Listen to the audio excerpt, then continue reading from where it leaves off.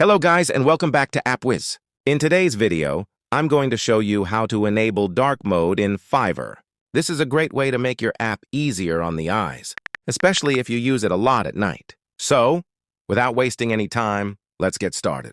First, open the App Store on your device and type Fiverr in the search bar. Make sure your Fiverr app is updated to the latest version to access all the newest features. Once your app is updated, open the Fiverr app.